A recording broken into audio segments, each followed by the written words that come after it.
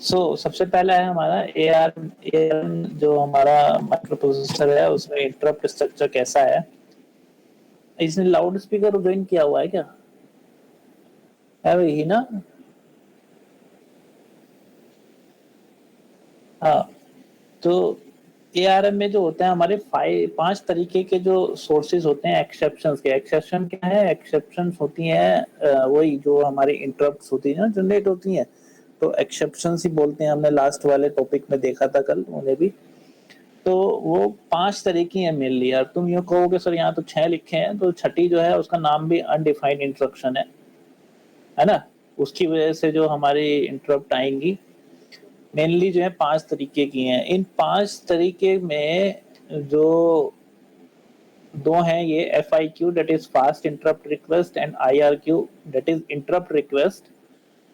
These are hardware interrupts or say external interrupts are these are, and 2 are internal interrupt that is data abort and prefetch abort.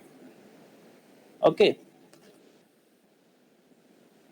और एक यहाँ पे software interest एक अलग से होती है। सॉफ्टवेयर इंटरेस्ट एक ये होती है रीसेट वाली, जो सॉफ्टवेयर से आती है मेनली। मैं दोबारा से बताता हूँ इन तरह को क्या होता है। ये जो है FIQ एंड RIQ, ये जो है हमारी एक्सटर्नल इंटरप्ट रिक्वेस्ट लाइंस हैं, और जो सॉफ्टवेयर इंटरप्ट है ये रीसेट वाली। और 2 एक्सेप्शंस और हैं, data abort and prefetch abort वाली। तो अब मैं इनके बारे में बताता हूँ। जो इंटरप्ट रिक्वेस्ट हैं ये तो जो है इनपुट आउटपुट डिवाइसेस हैं, उनसे जो कम्युनिकेशन करने के लिए ये दोनों यूज होंगी। बट जो हमारी जो रीसेट वाली कंडीशंस हैं, कभी कभी प्रोसेसर्स को रीसेट करने की जरूरत पड़ती है, उसे स्टार्टिंग कंडीशंस में लाने की जरूरत पड़ती है, तो उसके लिए ये वाली होती है सॉफ्टवेयर इंटरप्ट।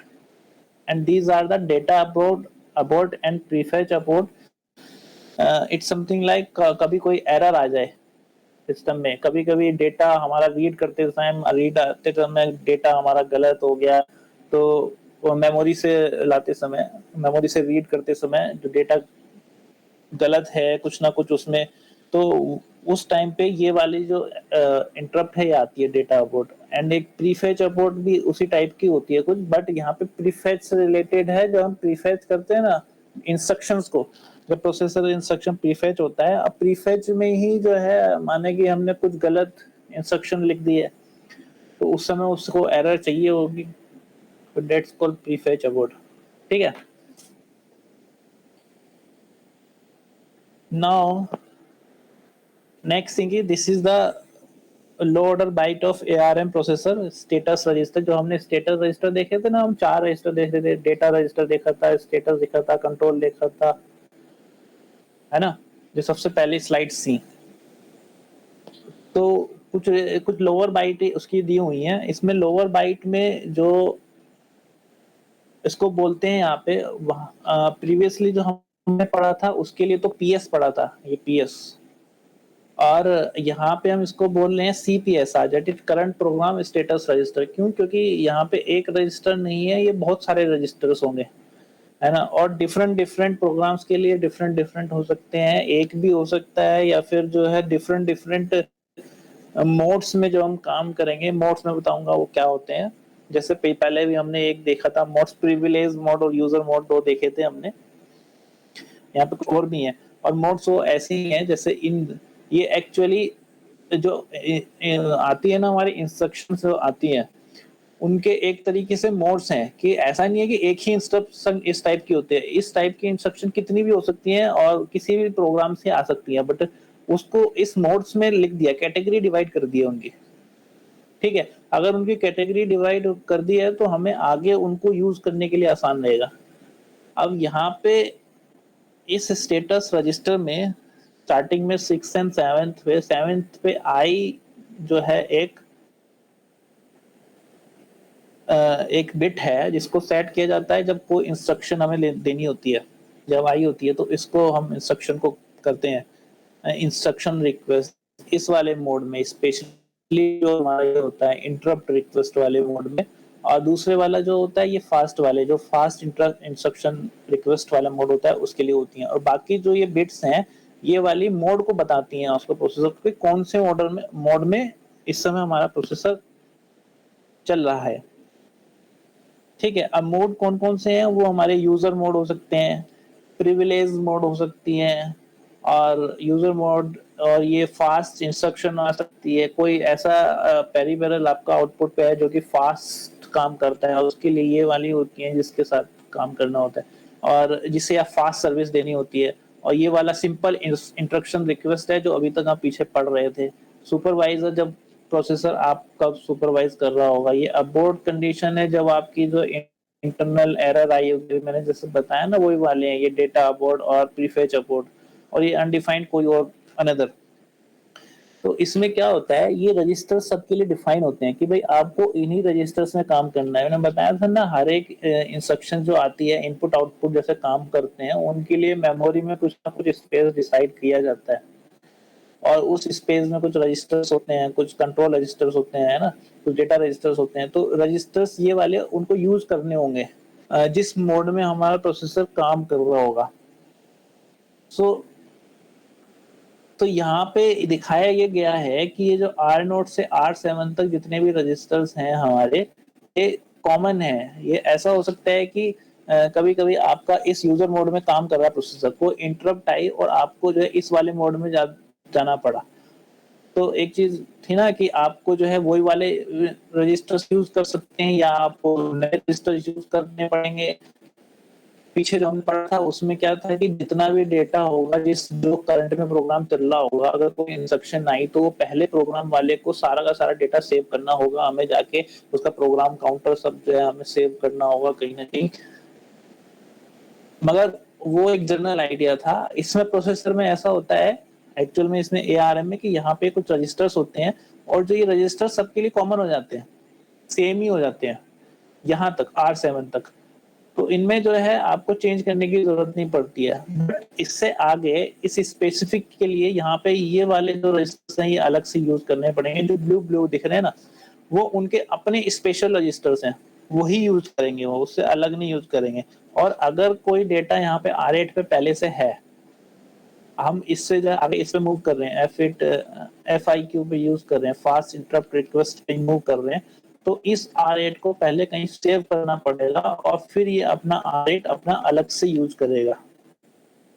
ठीक है, इन R8 का कुछ ना कुछ स्पेसिफिक मीनिंग है कि कब कब यूज करना है। ऐसा नहीं है कि कभी भी कोई भी यूज कर लो। एक रजिस्टर किसी पर्टिकुलर काम के लिए बनाया गया है।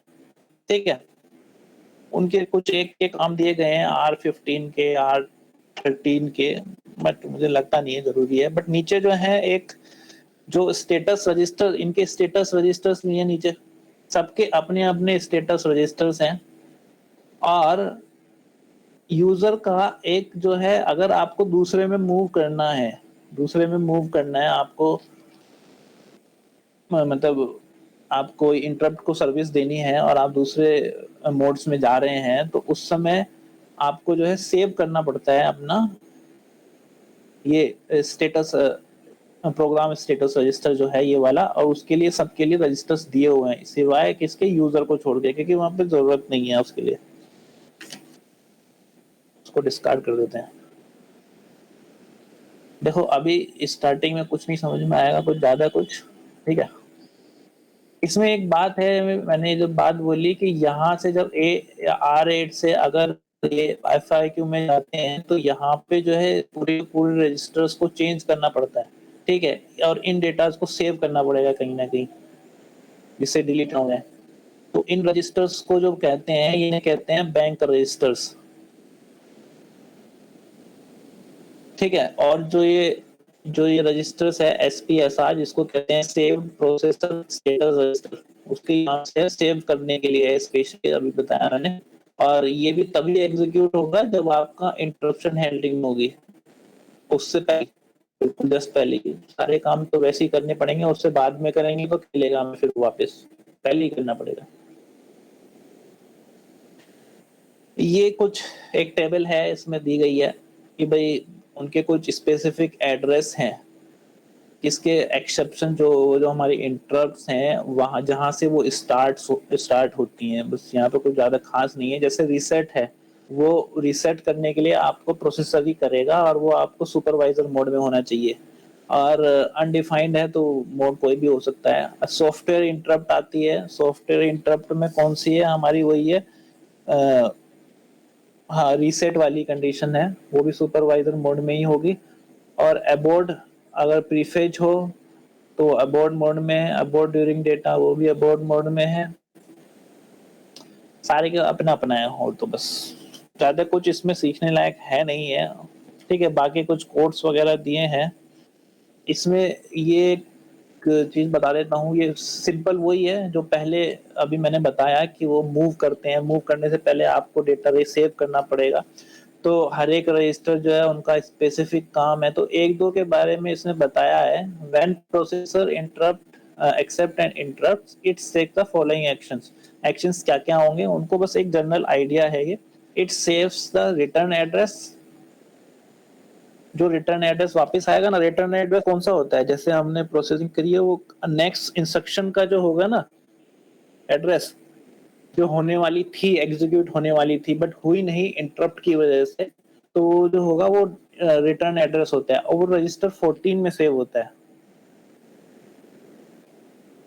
For example in the case of FIQ it saves the return address in R14 FIQ, तो अपने उस रजिस्टर में सेव कर लेगा R14 FIQ स्पेसिफिकली हुआ है। ठीक है, and the exact value save depend on the type of exception. Exception कैसा है आपका, जो इंटरप्ट सर्विस रूटीन है वो किस तरीके का है। कंफ्यूज मत हो ना, एक्सेप्शन और इंटरप्ट एक ही है। यहाँ पे प्रोसेसर में उसको एक्सेप्शन यूज करने लगे हैं अब। सेकेंड है it saves the content of processor status register. CPSR को कहाँ सेव करेगा, SPSR में जो उसके नीचे बने हुए थे। And it changes the mode bits in CPSR according to the type of interrupt. अब हमें जो है प्रोसेस, ये CPSR में क्या होता है, जो प्रोसेस हम कर रहे हैं उसका डेटा होना चाहिए ना, तो हमें उसलिए उसको चेंज भी उससे पहले सेव करना पड़ेगा और उसकी जगह दूसरा लाना पड़ेगा जो इंटरप्ट के लिए यूज होने वाला है हमारा प्रोसेस के लिए रजिस्टर, तो वही है बस। और फिर FIQ IRQ it also sets the corresponding mask bit in CPSR to 1, जो मास्क बिट थी ना ये वाली, दिस वन एफ, ये तो ये हमारी FIQ के लिए, फास्ट इंटरप्ट रिक्वेस्ट के लिए, और ये इंटरप्ट रिक्वेस्ट के लिए अगर ये बताती हैं कि ये एनेबल है कि नहीं है। बस डिसेबलिंग द फर्दर, जिससे कि बाकी जो डिसेबलिंग हो जाए फर्दर इंटरप्ट आने के लिए। ठीक है, it branches to the interrupt service routine starting at the appropriate vector address. तो अभी तक जो पढ़ा ना, एक ये आपको इतना ज्यादा डिटेल में याद करने की जरूरत नहीं है। जब भी हम काम करेंगे किसी स्पेसिफिक पे या काम करेंगे, बस एक जनरल आइडिया आपको मिल गया है कि ऐसे ऐसे चीजें हो सकती हैं। ओके, ये एक एग्जाम्पल था शायद से, ये एड्रेस के बारे में बताया है। जैसे कि सेव्ड एड्रेस की बात थी ना यहाँ पे, कि ये स्टेटस रजिस्टर में जो है आपका जो है रिटर्न एड्रेस क्या होगा वो वहाँ पे सेव होगा। अब जैसे कोई अनडिफाइंड इंस्ट्रक्शन है, अभी हम कोई सा काम कर रहे हैं, हम कोई सी इंस्ट्रक्शन काम कर रही है, हर एक इंस्ट्रक्शन लगभग लगभग 4 बाइट की होती है ना, तो हमेशा हमें पता है कि जो प्रोग्राम काउंटर है वो जब नेक्स्ट इंस्ट्रक्शन के लिए बढ़ेंगे तो 4 4 प्लस होता है, एक प्लस नहीं होता, क्योंकि हर एक इंस्ट्रक्शन 4 4 बाइट की होती है। तो सेव इंस्ट्रक्शन जो होगी हमारी वो ये होती है। और इसमें पता ही नहीं है तो एक्चुअल में अनडिफाइंड इंस्ट्रक्शन में ये जो नेक्स्ट इंस्ट्रक्शन होगी वो भी PC+4 ही होगी। इसको मैं अभी डिफाइन करूंगा क्या है। अब जैसे कि सॉफ्टवेयर इंटरप्ट में है, ये भी सेम ही रहेगी, बट प्रीफेच अबॉर्ड में क्या है कि आपकी इंस्ट्रक्शन गलत ही होगी, है ना, आपने जो नेक्स्ट इंस्ट्रक्शन आई है वो गलत होगी, तो आपको जो है पुराने वाले रिजल्ट पे ही जाना पड़ेगा। ठीक है, डेटा अबॉर्ड में क्या होता है कि डेटा अबॉर्ड में PC+8, 8 क्यों है, क्योंकि कभी-कभी पाइपलाइनिंग ज़्यादातर हम यूज़ करते हैं। पाइपलाइनिंग में क्या होता है, इतने पहले वाली स्टेज होती है हमारी, फेच होती है, फिर डिकोडिंग होती है और फिर उसके बाद में उसका एग्जीक्यूशन होता है, फिर डेटा सेव होता है। तो एग्जीक्यूशन में हमें जाके पता चलता है कि हमारा डेटा क्या है, कि वो सही है कि गलत है। तो इन बिटवीन वो थर्ड स्टेज पे है, इन बिटवीन हमारी दो जो इंस्ट्रक्शन है इनसाइड आ चुकी होती हैं उस पाइपलाइनिंग में, ठीक है। तो जैसी कोई इंस्ट्रक्शन पाइपलाइनिंग में आती है, उसी के तुरंत बाद ही हमारा प्रोग्राम काउंटर जो कि नेक्स्ट इंस्ट्रक्शन को बताता है कि यहाँ से स्टार्ट होनी है इस एड्रेस से, वो उसके लिए हमारा प्रोग्राम काउंटर इंक्रीज कर जाता है बाई 4 के। तो अब डेटा अबाउट थर्ड पे जाता है, तो यहाँ पे 2 इंस्ट्रक्शन ऑलरेडी आ चुकी हैं, तो पीसी प्लस 8 पे आ चुका है, बट यहाँ पे जाके उसे पता चलता है भाई मेरा डेटा तो गलत आया है ये, तो पुरानी जो इंस्ट्रक्शन है उन सबको डिलीट करो। जैसे ये वाला है, ये एग्जांपल्स नहीं है, नहीं एग्जांपल्स नहीं है कि ये है, ये जो कंडीशंस है ना, ये तब होती हैं जब ऐसी कंडीशन आ जाए, डेटा अबॉर्ट का इंटरप्ट आए, तो उसे क्या करना पड़ेगा कि सेव जो ये थी बट उसे चेंज करना पड़ेगा पीसी में, उसमें से 8 माइनस करने पड़ेंगे, तो दैट इज सबसेट यहाँ पे यूज किया गया है। इसी तरीके से इंटरप्ट रिक्वेस्ट और फैच रिक्वेस्ट हैं जो कि नेक्स्ट इंस्ट्रक्शन में आती है, बट ये फैच नहीं, सॉरी, फास्ट इंटरप्ट है, इसमें भी जो है हमें चार जो है घटानी पड़ती हैं इनके लिए।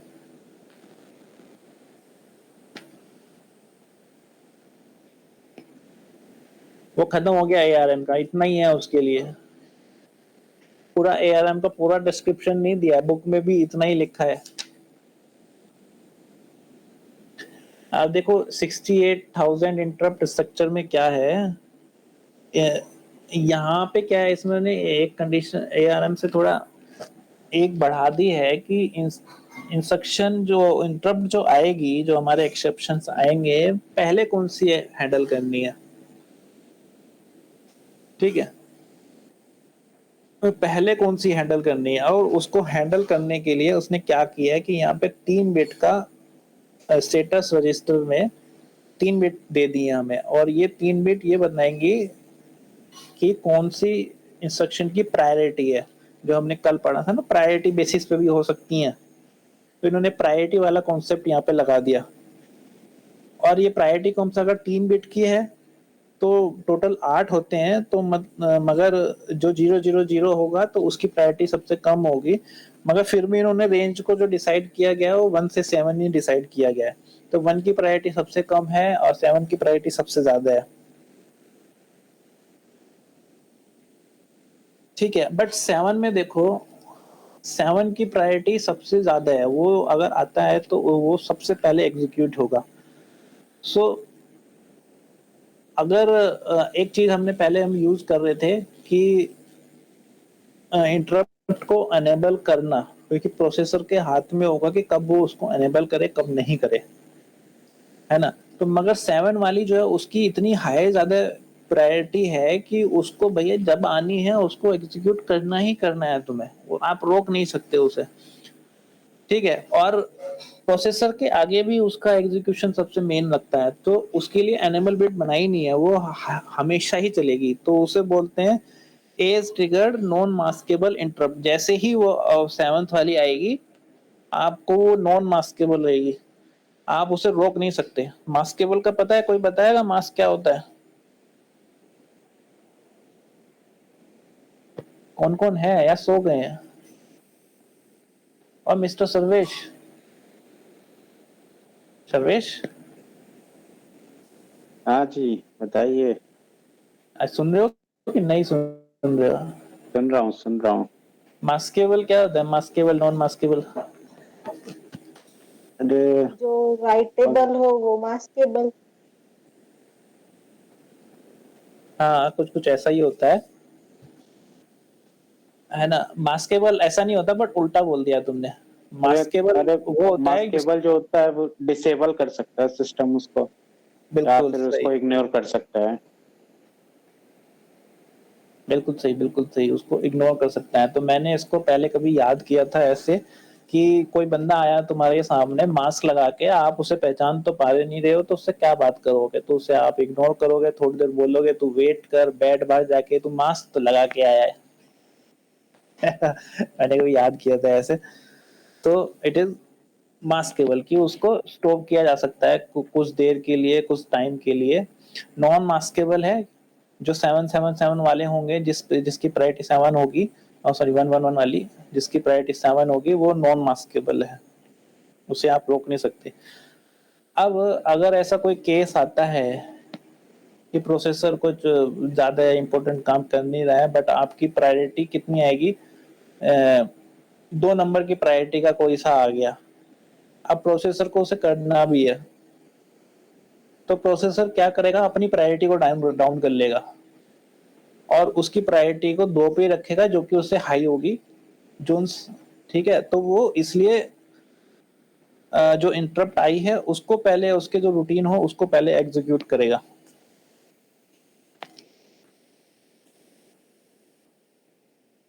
ठीक है, इसमें जो कुछ चीजें हैं,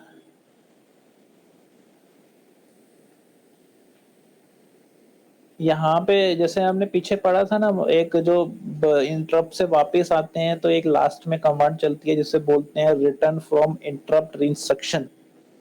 इस प्रोसेसर में उसको बोलते हैं आरटी, रिटर्न फ्रॉम एक्सेप्शन, क्योंकि एक्सेप्शन नाम लग गया ना यहाँ पे।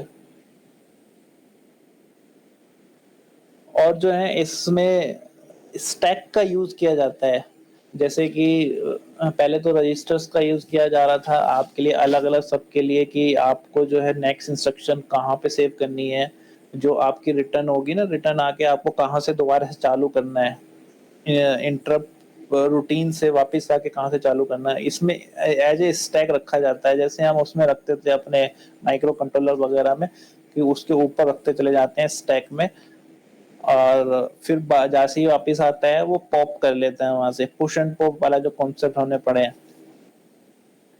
अब इसमें 2 बिट है, इसके बारे में कुछ थोड़ा बहुत बताया है, और इसके बारे में मैंने तुम्हें कल पढ़ाया था। एक तो था ट्रेस, एक था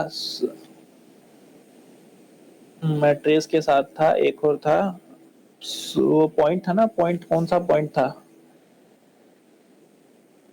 डिबगिंग के टाइम पे जो हमारे 2 पॉइंट थे, एक था ट्रेस, एक था ब्रेक पॉइंट्स। और डिबगिंग के टाइम पे फ्लोटिंग पॉइंट। नहीं नहीं, फ्लोटिंग पॉइंट नहीं, जब हम एक्सेप्शन हैंडलिंग में जब हम डिबगिंग करते हैं, डिबगिंग में 2 तरह की इंस्ट्रक्शन, वो इंटरप्ट जनरेट होती थी, वो होती थी, एक थी ट्रेस, एक थी ब्रेक पॉइंट्स। तो ट्रेस के लिए ये वाली बिट दे दी है इसमें, और ब्रेक पॉइंट्स के लिए भी है यहाँ पे, बट दिखाई नहीं गई है इसमें। ठीक है,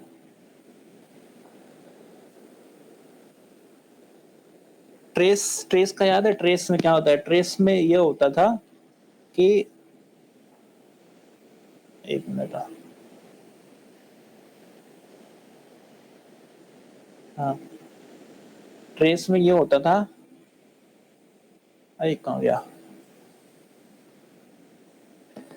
ट्रेस में हर एक इंस्ट्रक्शन के बाद में वो इंटरप्ट जनरेट करता था। ट्रेस में यह होता है कि हर इंस्ट्रक्शन के बाद में वो सॉफ्टवेयर इंटरप्ट जनरेट होगी, उसमें पता लगेगा कि वो सही है कि गलत है, कुछ ऐसा। ब्रेक पॉइंट्स में क्या था कि वो प्रोग्राम में डिफाइन कर दी गई है कि इतने टाइम बाद वो काम करना ही करना, फिक्स है वो, है ना। और कुछ स्पेसिफिक टाइम पे वो पर्टिकुलर, या टाइम हो सकता है या कोई लोकेशन हो सकती है कि उस नंबर पे आके कुछ ऐसा होने पे कि आपकी ये इंटरप्ट जनरेट होगी, तो वो था उसमें ब्रेक पॉइंट्स में। तो यहाँ पे ट्रेस के बारे में बताया गया है। और दूसरी बिट है supervisor bit. Supervisor bit, supervisor बताती है कि 1 है तो सुपरवाइजर मोड में चल रहा है, 0 है तो यूजर मोड में चल रहा है। अब जो हमने कल पढ़ा था वेक्टर इंटरप्ट के बारे में, जो हमारा ये प्रोसेसर है 68,000 प्रोसेसर है, ये वेक्टर इंटरप्ट को सपोर्ट करता है। और वेक्टर इंटरप्ट सपोर्ट करने के लिए, वेक्टर इंटरप्ट में क्या था कि जैसे ही कोई वो आती है हमारी इस क्या चीज, जैसे ही हमारा कोई इंटरप्ट आता है, जो यहाँ पे एक्सेप्शन बोला जा रहा है, वो अगर वेट ए मिनट। जैसे ही कोई इंस्ट्रक्शन आती है तो सबसे पहले प्रोसेसर को बताया जाएगा कि कौन सी आई है, कौन सा इनपुट आउटपुट जो डिवाइसेस है कौन सी भेजी है, तो वहां से वो कुछ बिट्स भेजेगा जिससे उसे पता लगेगा। वो बिट्स क्या करती हैं, एक रजिस्टर बैंक सा होता है, उसमें जाके पहले देखते हैं कि उस बिट से पता लगता है कि वहां पे कोई एड्रेस लिखा होता है उस रजिस्टर में स्पेसिफिक, वो एड्रेस जो डिफाइन करता है एक जो रूटीन है उसको डिफाइन करता है पर्टिकुलर। तो वो जो एड्रेस है उसको इंटरप्ट वेक्टर बोलते हैं, जो मैंने कल बताया था। तो वो जो वेक्टर है वो 32 बिट का होता है, 32 बिट्स का। और जो ये इंटरप्ट वेक्टर हो सकते हैं इसमें करीबन 256 के आसपास होते हैं, मतलब इतनी इंटरप्ट्स को हैंडल कर सकता है वो सबके लिए 256 होती हैं, 0 से लेकर 255 तक। ठीक है। और 256 में कितनी कितनी बिट से डिफाइन करेंगे, 8 बिट से ना, है ना। 200 0 से लेके 255 8 बिट से डिफाइन करेंगे। तो जो 8 बिट होती हैं वो जो है वो हमारा इनपुट आउटपुट डिवाइसेस भेजती हैं। वो 8 बिट्स का उसे वेक्टर नंबर बोलते हैं, वो एक वेक्टर नंबर कहलाता है। सबसे पहले वेक्टर नंबर भेजा जाता है, वेक्टर नंबर पे नंबर से हम एक 32 बिट का डेटा निकालते हैं। उस 32 बिट में ये पता रहता है कि एड्रेस कौन सा है, ये जहां से मुझे अब नया प्रोसेसिंग स्टार्ट करनी है, प्रोसेसर को ये पता लगता है वहां से। ठीक है। कभी कभी इसमें ऑटो वेक्टर फैसिलिटी का भी यूज कर सकते हैं, तो ज्यादा खास नहीं लिखा है इसमें। Instead of sending vector number, device can activate special bus control line to indicate that it wishes to use the auto vector facility। इसके बारे में कुछ ज्यादा बताया नहीं है। कुछ गड़बड़ हो गई क्या?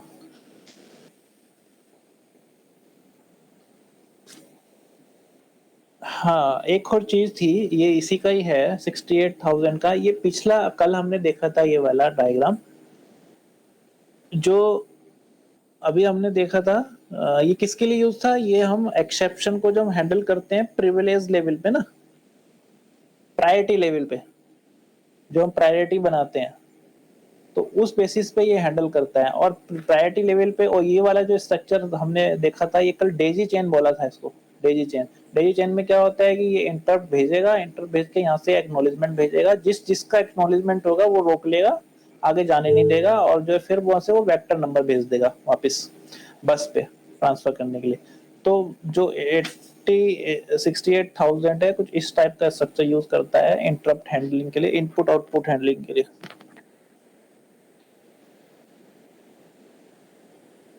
ये वही है जो मैंने अभी बताया, सारी चीजें वही सब है। अब आता है Pentium interrupt structure. Pentium interrupt structure में क्या है, ये यूज करता है हमारे दो तरह के इंटरप्ट रिक्वेस्ट लाइंस होती हैं इसमें पेंटियम में, जो होती हैं एक होती है नॉन मास्केबल होती हैं, जैसे एनएमआई बोलेंगे, एक होती है मास्केबल। मास्केबल को INTR भी बोलते हैं, मतलब इंटरप्ट रिक्वेस्ट। ये ऐसा ही हमने उसमें भी देखा है ना, माइक्रो कंट्रोलर में देखी है ये सब चीजें, ऐसा ही है कुछ उसमें भी, maskable interrupt and non maskable interrupt. और जो INTR होती थी वो मास्केबल होती थी, उसको एक ही नाम रख दिया। Now next is INTR interrupt can also be enabled or disabled by the setting up interrupt enable bit in the processor status register। और जो ये तो थी एक्सटर्नल इंटरप्ट के बारे में, इसके साथ में कुछ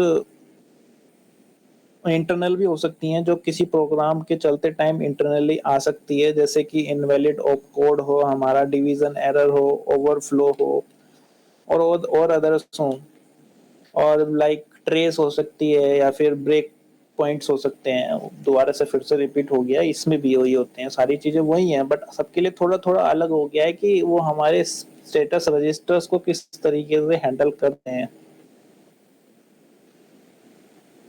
Each interrupt or exception is assigned a vector number based on the vector number and the processor determines the starting address of the interrupt services.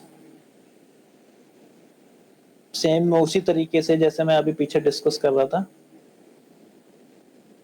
और जो इंटरप्ट सर्विसेज रूटीन होगा उसे यहाँ पे बोलते हैं स्पेशली इंटरप्ट डिस्क्रिप्टर टेबल, जो starting address को बताती है, उस रूटीन को नहीं। वो रूटीन कहाँ से स्टार्ट होता है, और जो जब भी पिछले वाले में 68,000 में वो 32 बिट का था ना, यहाँ पे तो उसकी बिट्स का बताया नहीं है कुछ, इसमें कितनी यूज करते हैं, मगर सेम वही कॉन्सेप्ट है कि वेक्टर भेजेंगे और वेक्टर की लोकेशन पे जाके एक 32 बिट का एड्रेस होगा, 32 बिट का एड्रेस पे जाके हमारा रूटीन स्टार्ट होगा, रूटीन फॉलो करेंगे वहां से। तो जो 30 बिट के एड्रेस के जो रजिस्टर होते हैं डिफरेंट, ये एक टेबल बोली जाती है जिसे इंटरप्ट डिस्क्रिप्टर टेबल होती है। इसको यहाँ पे इसको स्पेशल नाम दिया गया है। इसका जो स्टेटस रजिस्टर कुछ ऐसा होता है, ये जो है इंटरप्ट अनेबल फ्लैग है, और ये ट्रैप फ्लैग है जिसमें कि enables the trace interrupts after every instruction. वो ये जो जैसे ट्रेस के लिए किया था पिछले वाले में, उसमें दिस साइड में थी, इसमें इस साइड में। IOPL जो है 2 बिट का ही रजिस्टर है, 2 बिट है यहाँ पे IOPL में। इसमें इनपुट आउटपुट प्रिविलेज को डिफाइन किया जाता है, जिसमें कि टोटल मिला के अगर 2 बिट का है तो 4 लेवल का ही बनेगा। इस IOPL से IOPL है इनपुट आउटपुट प्रिविलेज लेवल बताता है ये कि उसका लेवल क्या है हमारे इंटरप्ट का। ठीक है, ज्यादा इंटरेस्ट बन नहीं रहा होगा इस वाले टॉपिक में, ऐसा ही है। बुक में पढ़ोगे बहुत मुश्किल से यार, तुम्हें मैं पढ़ा रहा हूँ तो मेरा ये खत्म भी हुआ है, वरना कभी खत्म नहीं होता। 1 महीना लगाया था मैंने इस चैप्टर को पढ़ने में।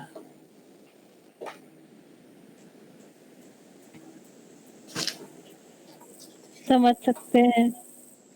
अरे डेली 1 पेज मुश्किल से पढ़ा जाता था।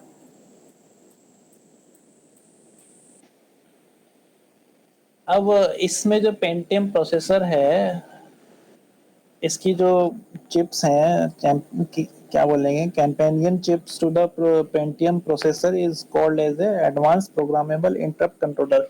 मतलब इसमें क्या है, पेंटियम में यूज किया गया है कि इसमें एक स्पेशल चिप इसी पर्पज के लिए यूज की गई है जो हैंडल करेगी हमारे इस पूरी प्रोसेस को, जो कि इंटरप्ट कौन सी आई है, उसका क्या लेवल है, लेवल मतलब उसकी प्रायोरिटी क्या है, तो उसको चिप हैंडल करेगी। ऑल्दो वो विदाउट प्रोसेसर की परमिशन से कुछ नहीं कर सकती है, बट फिर भी एक चिप है तो प्रोसेसर को थोड़ी आसानी हो जाती है। क्या बोला है, various input output devices are connected to processor through this chip and the interrupt controller implements a priority structure among different devices and sends the appropriate vector number to the processor for each devices. Priority level vector number वो ये, अब जो वो काम processor को करना पड़ रहा था वो अब ये करेगी, ये चिप स्पेशल। अब क्या है, ये मैंने सब बता ही दिए तुम्हें, इंस्ट्रक्शन इंटरप्ट एनेबल फ्लैग और ये सब। IOPL भी बता दिया है, कोड लेवल प्रिविलेज भी बता दिया है। इसमें एक टर्म यूज होता है, मैंने कहीं लिखा क्या, हाँ ये रहा, ये gate, that is gate. A different segment in the processor address space is used as each level. Switching from one level to another, ये लेवल जो ना इसी से डिसाइन होते हैं 2 बिट से, और डिफरेंट सेगमेंट्स बोले जाते हैं यहाँ पे ईच लेवल से जिसमें काम कर रहे हैं। जैसे कि ईच लेवल पे जिस लेवल पे काम कर रहा है तो उसमें सेगमेंट बोला जाता है, और एक सेगमेंट से दूसरे में जाने में या लेवल से दूसरे में जाने में एक मैकेनिज्म का इम्प्लीमेंटेशन किया जाता है जिसे गेट बोलते हैं। और गेट क्या है कुछ नहीं लिखा है बुक में, इतना ही लिखा है, बस एक ही लाइन लिखी है। इससे क्या होता है कि हमारा जो हाईली सिक्योर ओएस जो है बना सकते हैं हम, हाईली सिक्योर ओएस। बाद में थोड़ा बहुत था, मैं काट दिया है, तो मैं सब में सेम सा ही चल रहा है। इसमें भी एक आध रजिस्टर जोड़ देंगे, वहां पे पॉइंटर का नाम चेंज कर देते हैं, बकवास चल रही है। बस एक प्रोग्राम दे रखा था, हर किसी में प्रोग्राम दिया है उन्होंने, मैंने वो प्रोग्राम तो तुम्हें पढ़ाया ही नहीं है। एक एक पेज का प्रोग्राम है, किसी में आधे पेज का है। क्या करना है हमें अभी? असेंबली प्रोग्राम है। वो टॉपिक खत्म हो गया, अब नया टॉपिक स्टार्ट हुआ है जो है हमारा डायरेक्ट मेमोरी एक्सेस। थोड़ा बहुत सुना सुना सा लग रहा होगा, लगा होगा, चलो थोड़ा सा कुछ अच्छा सा आएगा, है भाई?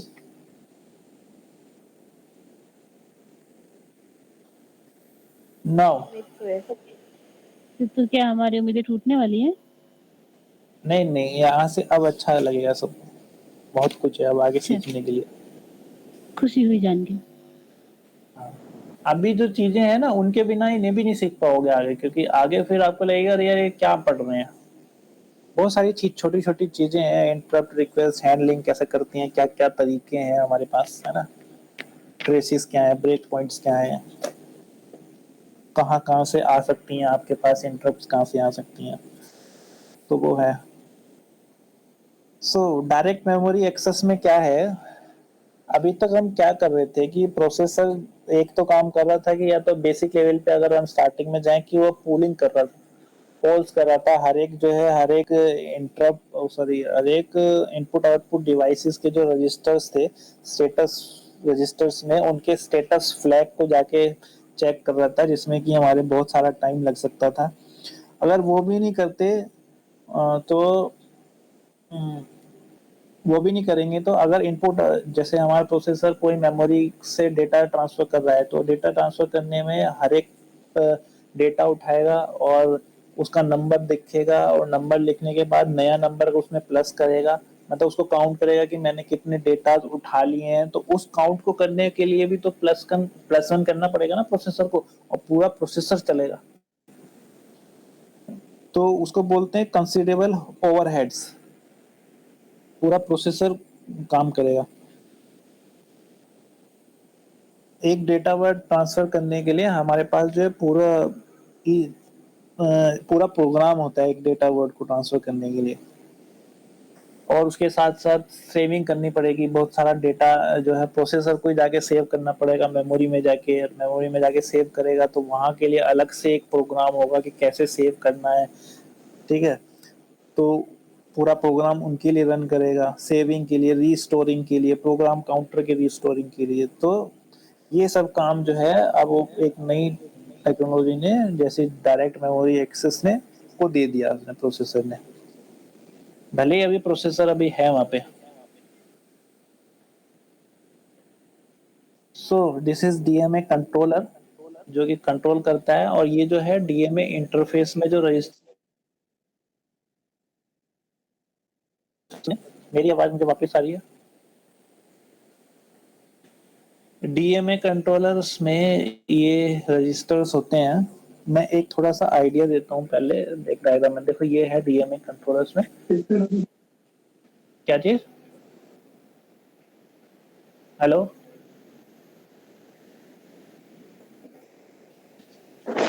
ठीक है?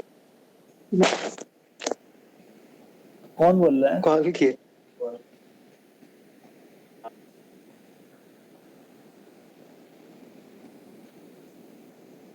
चलो कोई नहीं। सो ये कुछ हमें यहाँ पे था, ये कुछ ऐसा तरीका होते हैं कि डीएमए कंट्रोलर लगा देते हैं, जैसे कि यूएसबी वगैरह लगानी हो, कोई इंटरफेस लगानी हो, ईथरनेट लगाना हो, तो एक कंट्रोलर लगा दिया डीएमए जो डायरेक्ट मेमोरी एक्सेस को कंट्रोल कर सकेगा, ठीक है? और यहाँ पे डिस्क के लिए, डिस्क मतलब हार्ड डिस्क के लिए है ये, ठीक है? हाँ हाँ, थोड़ा सा डिफाइन आगे करूंगा वैसे। तो हर एक में इन कंट्रोलर्स में कुछ ना कुछ रजिस्टर्स होते हैं यहाँ पे, ठीक है? उन रजिस्टर्स की बात चल रही है।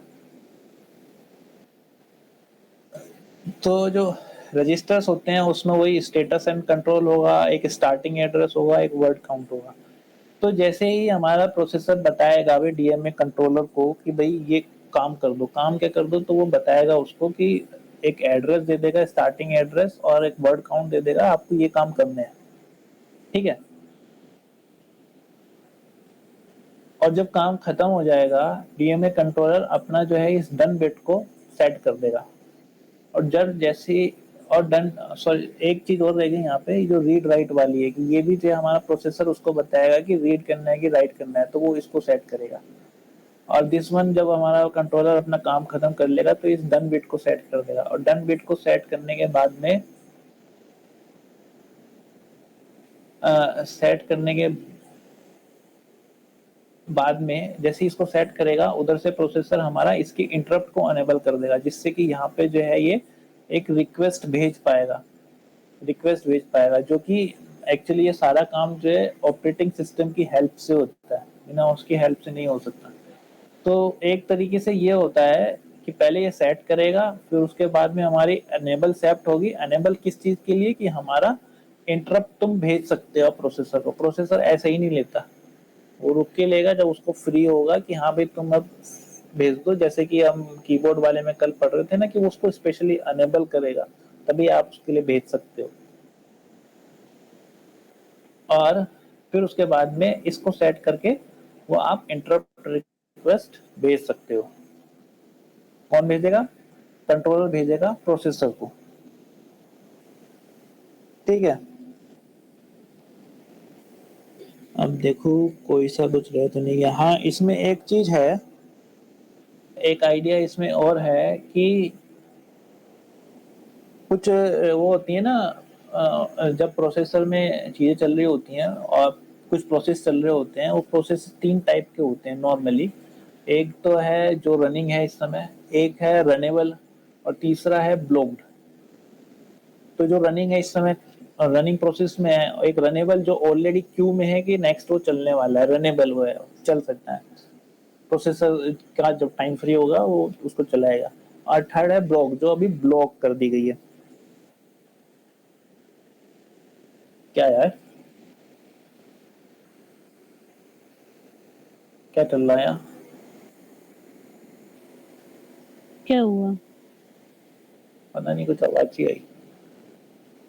सो उसमें क्या होगा, जैसे ही कि प्रोसेसर के पास कोई इंटरप्ट आई कि मुझे कुछ मेमोरी एक्सेस से कुछ डेटा चाहिए, तो प्रोसेसर क्या करेगा कि उस सारे काम को डीएमए कंट्रोलर को दे देगा, उसे एड्रेस दे देगा, वर्ड काउंट दे देगा कि ये काम करके आओ, ठीक है। तो अब उस टाइम पीरियड में जब डीएमए कंट्रोलर काम कर रहा है तो प्रोसेसर कुछ और काम करेगा, और प्रोसेसर उस काम करने से पहले जो इंटरप्ट आई थी उसको ब्लॉक कर देगा अपने लेवल पे, उसको वो ब्लॉक कर देगा और अपना दूसरा काम करता रहेगा। और जैसे ही डीएमए कंट्रोलर यहाँ से काम कंप्लीट होने के बाद में ऑपरेटिंग सिस्टम की हेल्प से ये इंटरप्ट रिक्वेस्ट वापस भेजेगा उसको प्रोसेसर को, जिससे उसे पता लगेगा कि मैंने काम कंप्लीट कर लिया।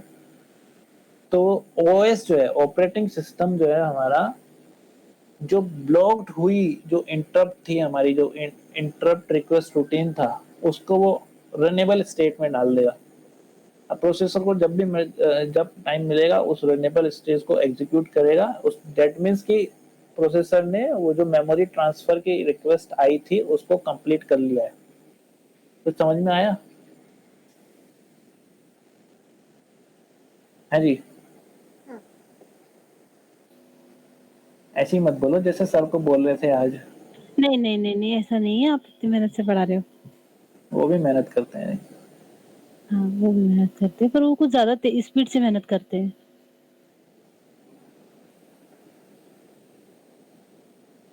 भाई 2-2.5 घंटे वो भी कंटिन्यूस बोलते हैं। हाँ।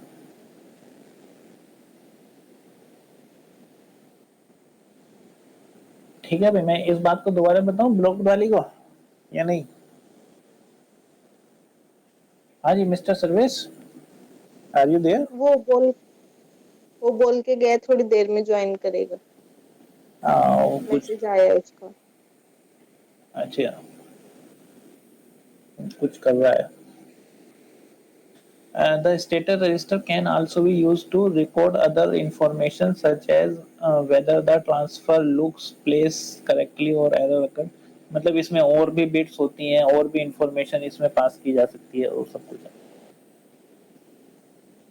नाउ ये जो है use of DMA controller in a computer system कैसे किया जाता है? कंप्यूटर सिस्टम में ये जो है डिस्क मैनेजमेंट के लिए है। Disk that is DMA controller for the hard disk. उसमें क्या होता है, मेनली जो है यहाँ पे दो कंट्रोलर होते हैं, और जो हार्ड डिस्क में होते हैं ना, तो वहाँ पे दो तरह की पिंस होती हैं अलग अलग हार्ड डिस्क के अंदर, जो दोनों से डेटा को उठाते हैं।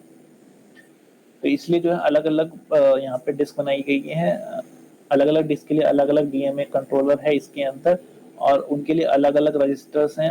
ठीक है, एक दूसरे के कॉपी हो सकते हैं वो, बट अलग अलग हैं फिर भी। ठीक है, अब क्या है आगे देखो जरा। हाँ, एक वर्ड इसने यूज किया है, इंटरवेव।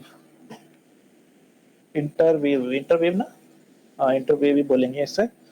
जो हमारे memory access by the processor और जो हमारा प्रोसेसर और डीएमए कंट्रोलर है, ये एक दूसरे से बहुत ही इंटरवेव है। इंटरवेव का मतलब है टाइटली इंटरलिंक्ड है।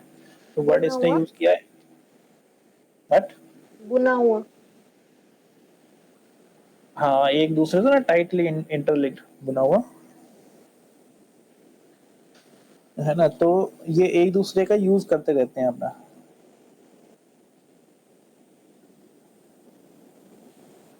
तो डीएमए कंट्रोलर जो है, मेमोरी एक्सेस जो होता है, अगर कहीं से आता है तो डीएमए कंट्रोलर को प्रायोरिटी पहले मिलती है।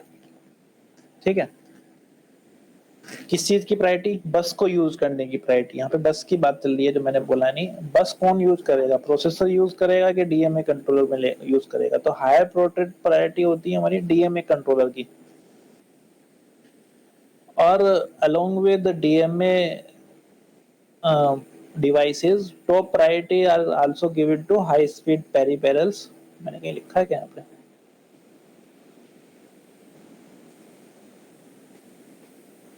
Third line. हाँ, high speed peripherals such as disk and high speed network interface and graphics display, इन सबको जो है प्रायोरिटी दी जाएगी, क्योंकि सबसे इम्पोर्टेंट है पहले।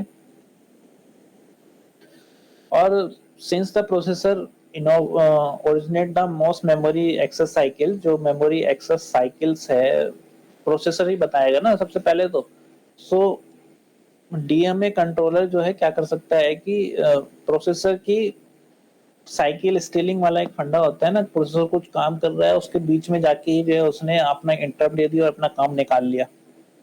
तो इस तरह क्या है कि वो स्टीलिंग टेक्निक को यूज करता है, साइकिल स्टीलिंग टेक्निक को। और वो इस इंटरवेविंग टेक्निक को साइकिल स्टीलिंग भी बोलते हैं। और इसी तरीके से दोनों आपस में बात करते रहते हैं किसी दूसरे डीएमए यूज करेगा। हाँ, डीएमए यूज करेगा, क्योंकि प्रोसेसर ही सारी मेमोरी एक्सेस साइकिल्स जो होती हैं उनको प्रोसेसर ही जनरेट करता है। इसलिए डीएमए को प्रोसेसर से कुछ ना कुछ इंफॉर्मेशन हमेशा चाहिए होती है।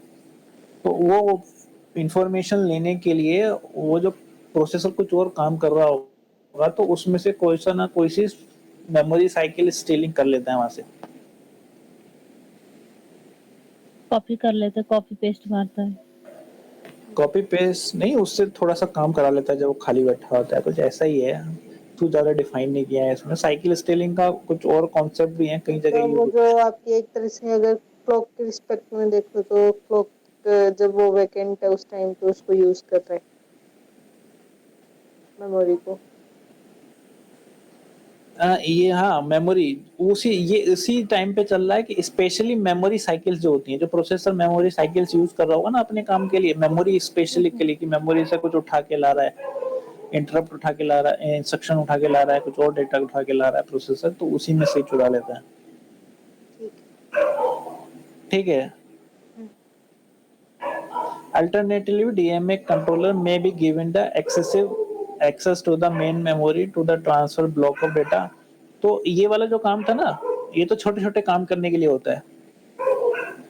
ठीक है, जैसे कि छोटा रजिस्टर का डेटा है, कहीं से मेमोरी से उठा के लाना है। बट अगर ज्यादा ही आपको ब्रस्ट मोड में या ब्लॉक मोड में डेटा उठा के लाना है, तो तब उस समय प्रोसेसर को पूरा बाईपास कर देते हैं विदाउट इंटरप्शन।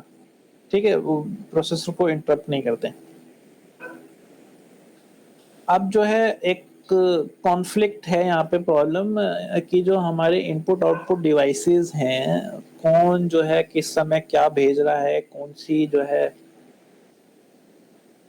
सा जो है किस टाइम पे भेज रहा है, क्या पता दो इनपुट आउटपुट डिवाइसेस एक साथ भेज दें अपना कि भाई मुझे जो है ये काम कराना है, इंटरप्ट भेज दें, तो उसका जो है उसे कैसे मैनेजमेंट करेंगे, ठीक है, कॉन्फ्लिक्ट को। उसको सेटल करने के लिए बस आर्बिट्रेशन यूज करते हैं। अच्छा, एक्चुअली कॉन्फ्लिक्ट इसका है कि बस कौन यूज करेगा, है ना। जस्ट ए मिनट, बस कौन यूज करेगा, यहाँ कॉन्फ्लिक्ट इस बात का है कि बस कौन यूज करेगा, किस किस में। मैं दोबारा जरा पढ़ देता हूँ इसे, हाँ,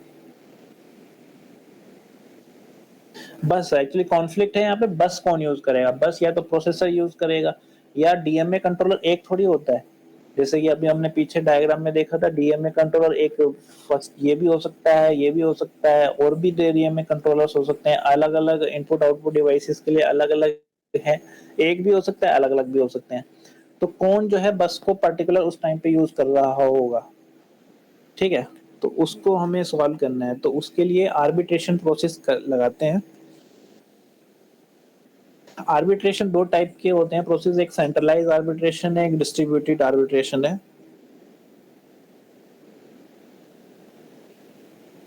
सेंट्रलाइज आर्बिट्रेशन में क्या होगा कि सेंट्रलाइज आर्बिट्रेशन क्या है, सेंट्रल किस वे पे पावर होगी, और सेंट्रल पावर जो है हमेशा प्रोसेसर के पास ही होती है, ठीक है।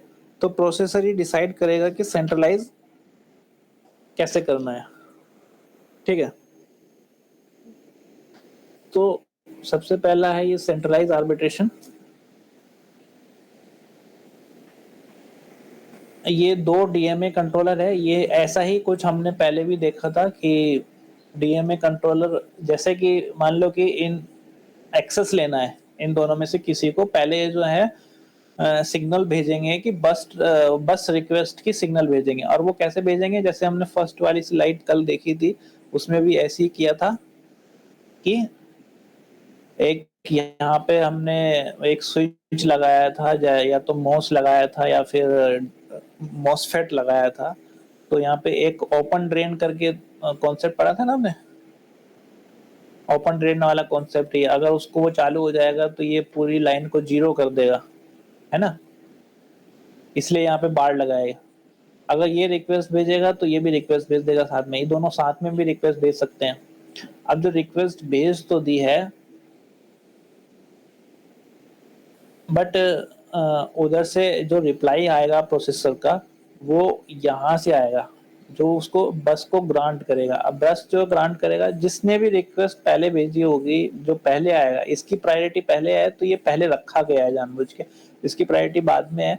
तो ये बस ग्रांट जो सिग्नल है ये पहले इस पे जाके आएगा, अगर इसने नहीं भेजा होगा तो ये आगे पास कर देगा। जो हमारा डेजी चेन वाला कॉन्सेप्ट है वही है, ठीक है।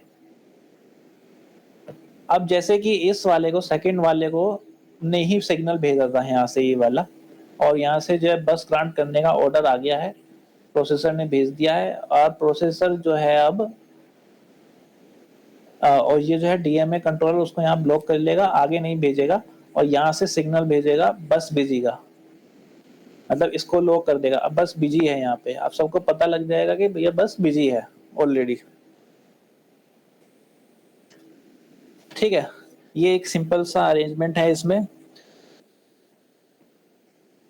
नीचे जो बना है, टाइमिंग डायग्राम बना है, ये ऐसा ही है कि मान लो कि ये जो बस रिक्वेस्ट है किसी ने भेजी है, पता नहीं है किसने भेजी है, ठीक है।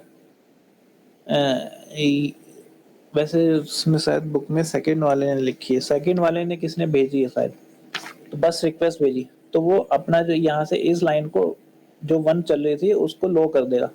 लो जैसे ही इसको लो करेगा, उधर से प्रोसेसर यहाँ से सप्लाई भेजेगा इसके लिए, क्या बस ग्रांट कर दी मैंने, पहले थोड़ा सा लेट होगा, डिले होगा उसमें, मगर उसको वो हाई कर देगा, जिस सिग्नल को हाई कर देगा, सिग्नल को हाई कर देगा। मगर ये जो डीएमए कंट्रोलर, इसने तो भाई बस की रिक्वेस्ट भेजी नहीं थी तो उसको आगे पास कर देगा, तो उसने उसको आगे पास कर दिया इस सिग्नल को। सेम ही सिग्नल है देखो, उस सिग्नल को आगे पास कर दिया उसने, थोड़ा सा डिले आएगा है ना प्रोसेसिंग में। और जैसे ही उसने आगे पास किया, इसको मिल गया कि ये तो मैं नहीं भेजा था, तो बस का कंट्रोल इसको मिल गया। अब बस का कंट्रोल जैसे ही इसे पता लगा कि, तो उसने तुरंत ही अपने जो है इस बस बिजी वाले सिग्नल को लो कर तो चेंज कर दिया। अब लो कर दिया कि चेंज कर दिया पता नहीं है, यहाँ पे रिवर्स में कर रखा है। जो भी है इसको सिग्नल दे दिया इस वाली लाइन को, ये एक एक वायर की ही है, अलग नहीं है ये। इस वाली लाइन को जीरो कर दिया, जीरो करना चाहिए, पता नहीं बाहर क्यों लिखा है। जो भी ये सिग्नल चला गया, और जैसे ही ये सिग्नल चला गया, जो यहाँ से इस वाले से जो इसने कंट्रोलर 2 ने इस बस रिक्वेस्ट लाइन को लो करा था, उसको वो हटा लेगा, बस को फ्री कर देगा, इसको रिक्वेस्ट को। अब कोई और भेज सकता है यहाँ पे, बट चूंकि इसको पता है कि मैंने जो है बस बिजी वाला सिग्नल हाई कर दिया है, तो कोई और रिक्वेस्ट भेजेगा भी नहीं। ठीक है, अब इसमें क्या हो रहा है, इस वाली लाइन को ध्यान से देखो। इस लाइन से पहले जब ये हाई हुई थी, इस लाइन से पहले जो बस है, हाँ, ओके ओके ओके, आ गया समझ में। इसमें गड़बड़ ये हुई कि है सिंपल कॉन्सेप्ट वही है कि बस बिजी थी, बस बिजी होगी तो ये लो रहेगा हमेशा, क्योंकि अगर जैसे इसने बिजी करी है तो ये इसको लो कर देगा सिग्नल को। उससे पहले ये लो कर रखा था हमारे प्रोसेसर ने, ठीक है ना, उससे पहले प्रोसेसर ने। और जैसे ही प्रोसेसर यहाँ से अपना रिक्वेस्ट छोड़ेगा, है ना, प्रोसेसर ने ये यहाँ से कंट्रोल छोड़ दिया इस बस से, मतलब बस से कंट्रोल, बस कहीं और है, सॉरी, बस तो है कहीं और है, मगर कंट्रोल, ये कंट्रोल सिग्नल है बस। तो इससे ये बता रहा है कि मैंने बस पे कंट्रोल छोड़ दिया, तो इसको हाई कर दिया। और जैसे ही उसने कंट्रोल छोड़ा, तो यहाँ से ये जो हमारा सिग्नल है बस रिक्वेस्ट का, इसने भी छोड़ दिया, और तुरंत ही उसके बाद डीएमए कंट्रोलर को बस का पूरा जो है कंट्रोल मिल गया, इस बस का पूरा कंट्रोल मिल गया, जिससे कि इस वाले सिग्नल को उसने फिर से लो कर दिया। तो समझ में आ रहा है मैं सही बोल रहा हूँ नहीं बोल रहा हूँ, कुछ अटक रहा हूँ, कुछ समझ में आया? सिग्नल हाई होगा ना? नहीं, जब वो बस यूज कर रही होगी, जैसे कि ये यहाँ पे बस कहीं नहीं दिखाई गई है, बस कहीं और है, ठीक है, जैसे कि 32 बिट की बस है या किसी बिट की बस है, वो लाइंस है, उस बस को कौन यूज कर रहा है यहाँ पे, उसका रेजोल्यूशन हम कर रहे हैं, ठीक है। अब इनिशियली प्रोसेसर यूज कर रहा था, अब प्रोसेसर यूज कर रहा होगा, जब ये लाइन जीरो हो जाएगी तो ये इन सबको पता लग जाएगी बस तो कोई यूज कर रहा है, तो इसलिए वो बस के लिए रिक्वेस्ट भेजते हैं। बस ऑलरेडी यूज में है, बस के लिए रिक्वेस्ट भेजी, तो प्रोसेसर क्या है, प्रोसेसर ने ग्रांट कर दिया बस के लिए कि बस यूज कर सकते हो तुम, और थोड़ी देर बाद ही बस को फ्री कर दिया। जैसे ही उसने फ्री कर दिया, तो हमारा जो है ये बस रिक्वेस्ट भी फ्री हो गया, और तुरंत ही जो हमारी बस है, जैसे ही वो उसी टाइम में बस जो है हमारी पूरी की पूरी हमारी डीएमए कंट्रोलर 2 को अलर्ट होगी, भाई तुम यूज कर लो। और जैसे ही डीएमए कंट्रोलर 2 को यूज करी, उसने जो है इस लाइन को फिर से लो कर दिया, जीरो। और जैसे ही लो हो गया, फिर से सबको पता लग जाएगा कि बस तो वही बिजी है, जैसे, इसलिए इस टाइम में डीएमए कंट्रोलर अपना काम कर सकता है उस बस पे इस पीरियड के लिए, उसमें वो बरस्ट मोड करे चाहे कुछ भी करे, और जैसे ही खत्म होगा, उसका काम खत्म होगा, ये फिर इसको हाई कर देगा, इसको ब्रस्ट बिजी लाइन को फिर से हाई कर देगा, ठीक है।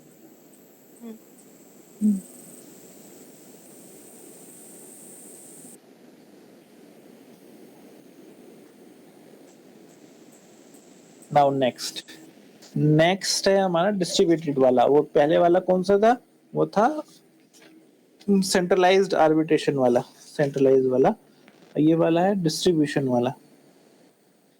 डिस्ट्रीब्यूशन आर्बिट्रेशन में क्या होगा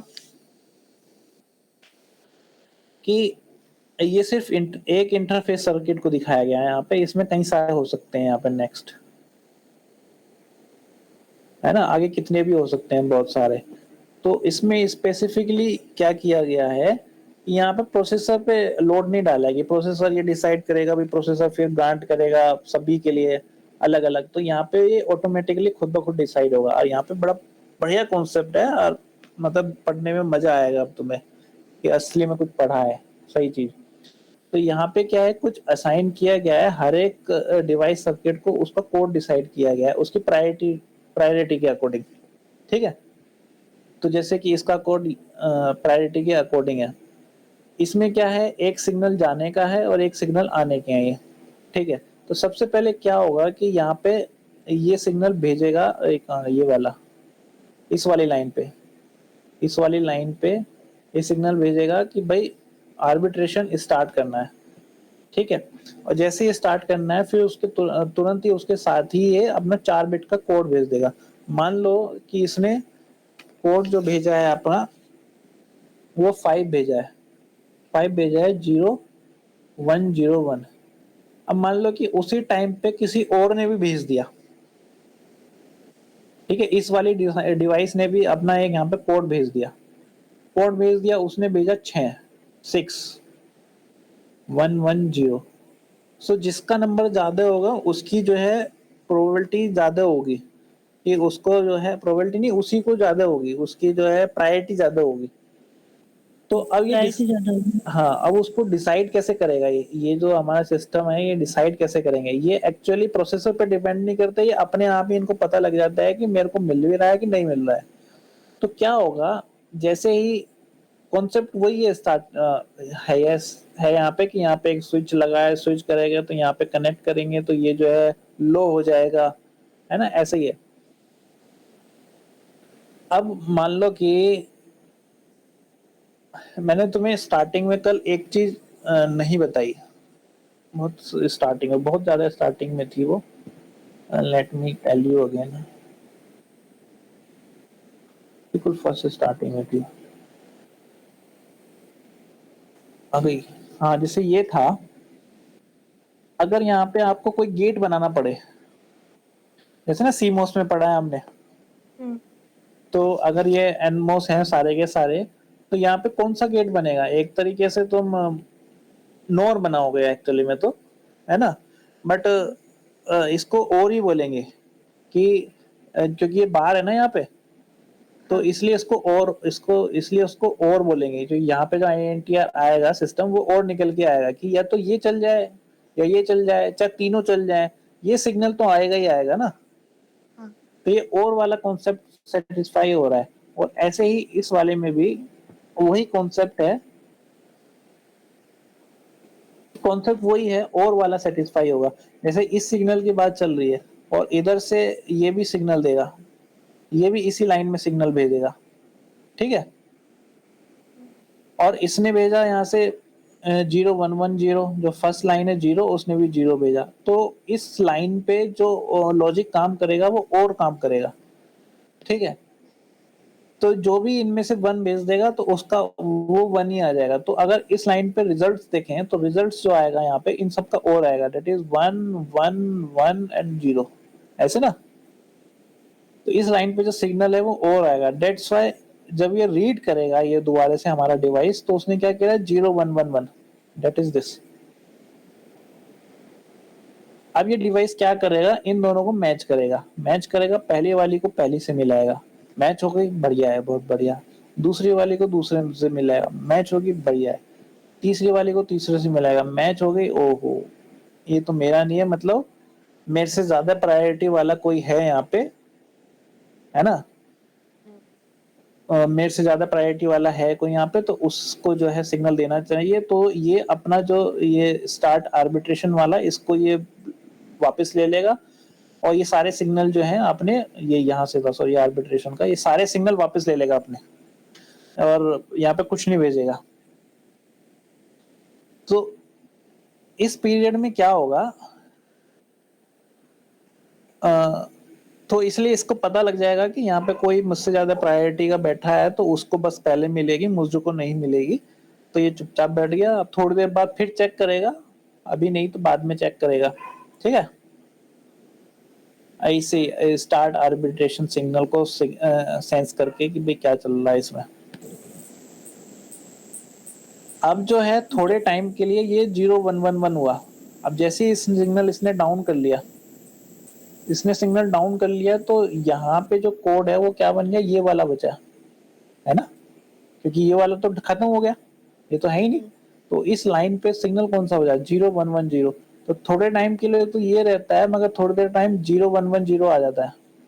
रीड तो कर ही रहा है हमेशा, तो ये फिर से कंपेयर करेगा इससे, मगर इसको फिर से पता लगेगा कि भाई मुझसे कोई बड़ा है अभी यहाँ पे, है ना।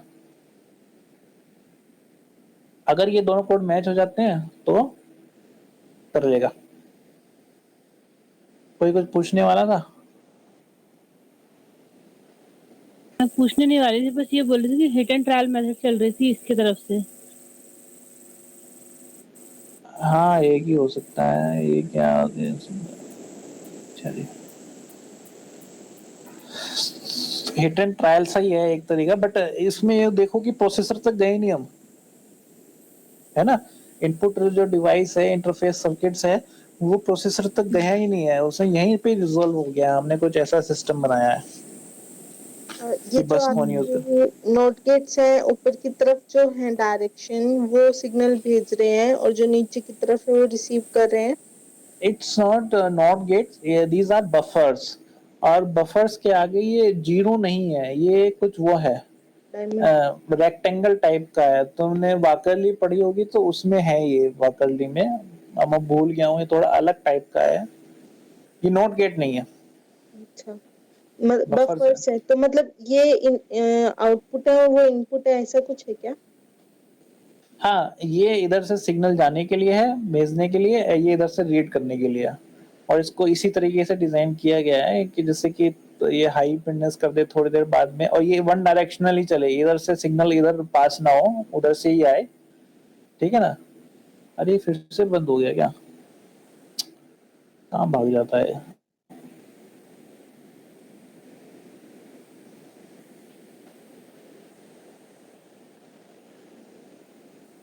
है ना। अरे कहाँ गया ये, इधर से मतलब करंट जो है दूसरी तरफ ना जाए। ठीक है, इधर से ऐसे ना जाए करंट, तो उसको बंद करने के लिए बफर्स का यूज कर सकते हैं। और यहाँ पे मैं भूल गया हूँ, कर लिए पढ़ा था इसका क्या मतलब होता है, नोट उसका बॉक्सेस का देख के बताएंगे मकरली में। ठीक है, ये इधर से ऐसे सिग्नल भेजने के लिए है, और ये इधर से सिग्नल लेने के लिए है, रीड करने के लिए, ये आउट देने के लिए। ठीक है, ये पूरे हार्डवेयर के, ये एक्चुअल सर्किट पूरे हार्डवेयर के बहुत ज्यादा क्लोज है ना। एक्चुअल में सर्किट नहीं है, मगर हार्डवेयर के बहुत ज्यादा क्लोज है। जितना हम डीप जाते जाएंगे उतना हार्डवेयर के साथ पास पहुंचते चले जाएंगे।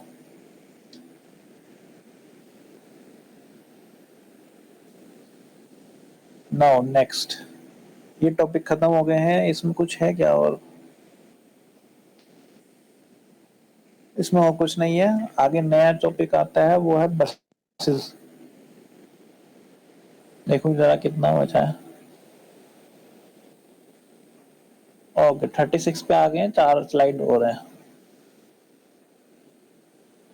आगे जो है बसेस के बारे में पढ़ेंगे। और बस जो है एक प्रोटोकॉल यूज करती है, वो प्रोटोकॉल बस को यूज कैसे करना है हमें, वो सब चीजें हैं यहाँ पे। ठीक है, बस प्रोटोकॉल में तो डेफिनेशन यही है, a bus protocol is the set of rules that govern the behavior of various devices connected to the bus, as to when to the place information on the bus, assert control signals and so on। कुछ समझ में आया? ठीक है, ये इसकी definition हो गई है। अब जो है bus lines use transferring data may be grouped into 3 types. ये तुम्हें पता ही है कि 3 टाइप्स का हो सकता है बस में। जो ग्रुप है वो हमारा, उसमें डेटा बस हो सकती है, एड्रेस बस हो सकती है, कंट्रोल बस, तीनों का कॉम्बिनेशन हो सकता है। 2 का हो सकता है, 3 का हो सकता है। ठीक है, नॉर्मली 3 का ही होता है। अब बस control signals also carry timing information, उसमें सबसे ज्यादा इंपॉर्टेंट है बस में कितने टाइम में लग रहा है। These can be broadly classified, either synchronous हो सकता है, एसिंक्रोनस हो सकता है। एसिंक्रोनस का मतलब तुम समझ सकते हो कि इनपुट पे जो हमारा ये तो प्रोसेसर है, दूसरे पे इनपुट आउटपुट डिवाइसेस है, दोनों एक ही क्लॉक पे चल रहे हैं, ठीक है। और जो एसिंक्रोनस में दोनों में कोई क्लॉक नहीं है, वो अपना चल रहा है, अलग चल रहा है, वो अलग चल रहा है। तो इनके बारे में अब अभी नेक्स्ट पढ़ेंगे कि कैसे कैसे काम करते हैं। अब जो जिसके पास बस करंटली होल्ड होती है, कि बस को जो यूज कर रहा होता है, उसको बोलते हैं, वो होता है बस मास्टर, ठीक है। इनिशिएटर वही होता है जो जिसके पास इस समय करंटली कंट्रोल होता है बस का। और जिस डिवाइस से बात करना होता है बस मास्टर को किसी दूसरे डिवाइस से, जैसे डीएम में भी बात करता है ना, डीएम में भी इनपुट आउटपुट में जाके बात करता है। अगर करंट में डीएमए के पास बस का कंट्रोल है तो बस मास्टर उसे बोलेंगे। और जिससे वो बात कर रहा होगा, मेमोरी में बात कर रहा होगा या डिस्क में किसी में बात कर रहा होगा, तो उसे बोलेंगे स्लेव, ठीक। अब सिंक्रोनस बस देखो,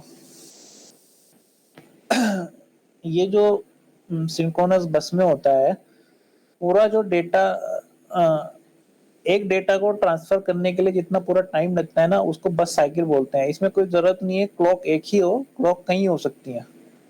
अब इस बस क्लॉक को इस तरीके से डिजाइन किया गया है कि ये पूरा का पूरा डेटा ट्रांसफर हो सके। ये प्रोसेसर की स्पीड इससे बहुत ज्यादा होगी, ये तो बहुत लो फ्रीक्वेंसी है, ठीक है, मतलब प्रोसेसर की रेस्पेक्ट में। तो सिंक्रोनस में क्या होता है, ये जो बस क्लॉक है दोनों को दी जाएगी।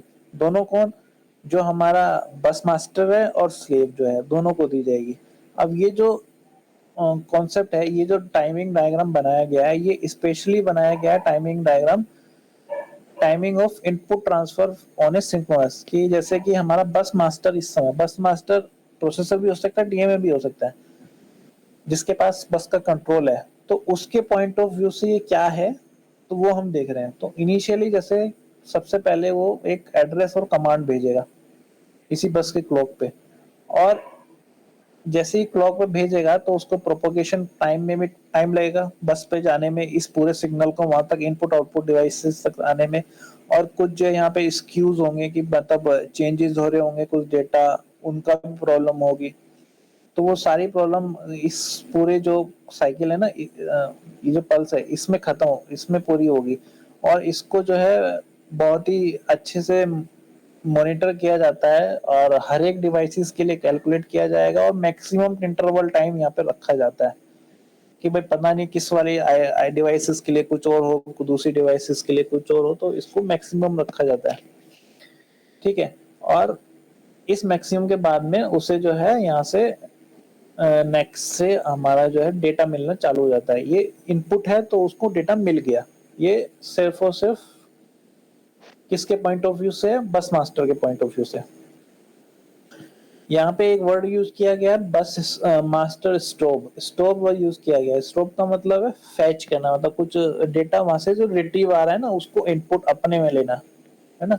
स्टोब the data on the data lines into the input buffer. जो डेटा लाइंस पे जो डेटा था, इसको इनपुट बफर्स में स्टोर कर लेता है कौन, बस master. Store means capture of values of data at a given instant and store them into the buffer.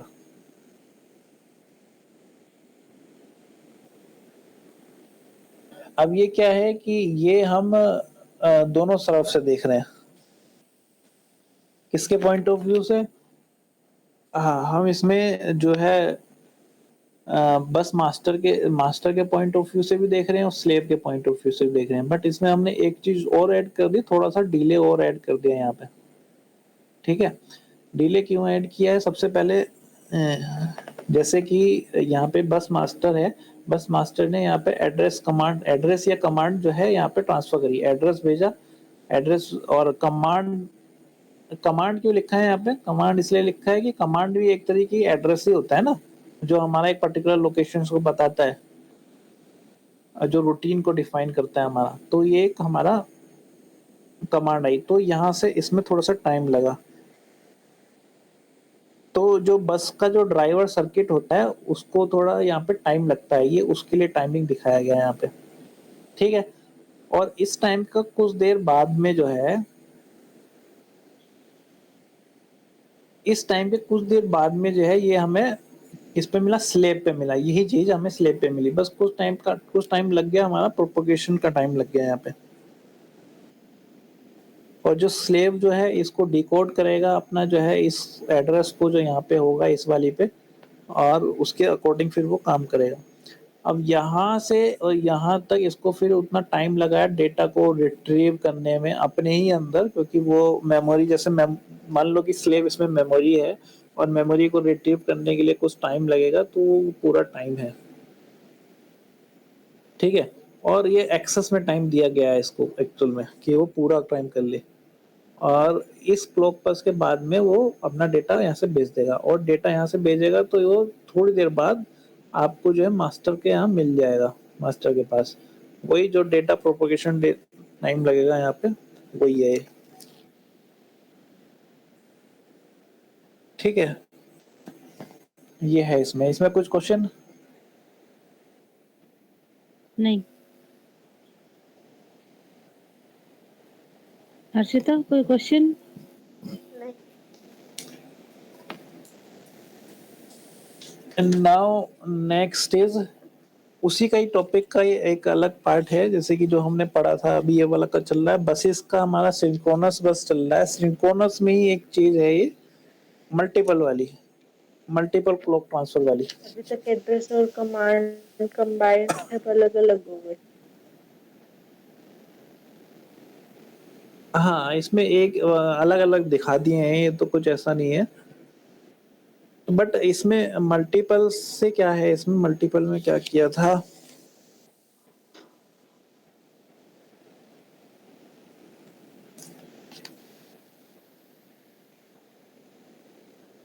जैसे ना ये मल्टीपल क्लॉक साइकिल्स भेज रहे हैं, उसमें तो एक ही थी हमारे यहाँ पे, मगर अगर हम मल्टीपल्स भेजें तो इसके अकॉर्डिंग हम उसको पूरा डिफाइन कर लेंगे। इसको डिफाइन करने का तरीका यही है कि पहले क्या था, उसमें फिक्स था कि वो पहले ये बता देगा प्रोसेसर को भाई मेरा इतना टाइम लगना है, और उसमें टाइम लगने में पुराने वाले में दिक्कत ये है कि प्रोसेसर तो सोच के बैठा है कि यहाँ पे ये मतलब मास्टर जो है सोच के बैठा है कि इस टाइम पे मुझे डेटा मिल ही जाएगा, मतलब इसके एंड पे जब वो डेटा उठाएगा यहाँ से क्लॉक पल्स के आने पे, जब डेटा ये उठाएगा कि मुझे डेटा मिल ही जाना है, बट क्या पता वहां पे वो हैंग हो जाए, कुछ हो जाए, कुछ एरर आ जाए, वो लेट हो जाए, तो यहाँ पे तो कुछ मिस हैपनिंग हो जाएगी उसके साथ, तो डेटा वो कुछ और उठा लेगा। तो उसको दूर करने के लिए कुछ नया कॉन्सेप्ट लगाया उन्होंने मल्टीपल साइकिल ट्रांसफर्स का। मल्टीपल साइकिल्स में क्या करेंगे कि जैसे ये पहली कोपल्स आई, थोड़े से टाइम लगा के, जो टाइम उसको इनिशियली लगना ही है कौन से वाला ड्राइवर को लगाने में, एड्रेस कमांड भेज दी यहाँ से, और ये जैसे ही उसको मिला, एक्चुअली कौन से ये शायद से उसके पॉइंट ऑफ व्यू से है, ये जो पॉइंट ऑफ व्यू है मास्टर के पॉइंट ऑफ व्यू से है, इसमें स्लेव का कुछ नहीं दिखाया गया, बट स्लेव उधर से आपको slave ready and data signal भेज रहा है, तो वो तो उसे दिखेंगे ना मास्टर को, दोनों के दोनों, भले ही स्लेव में जो है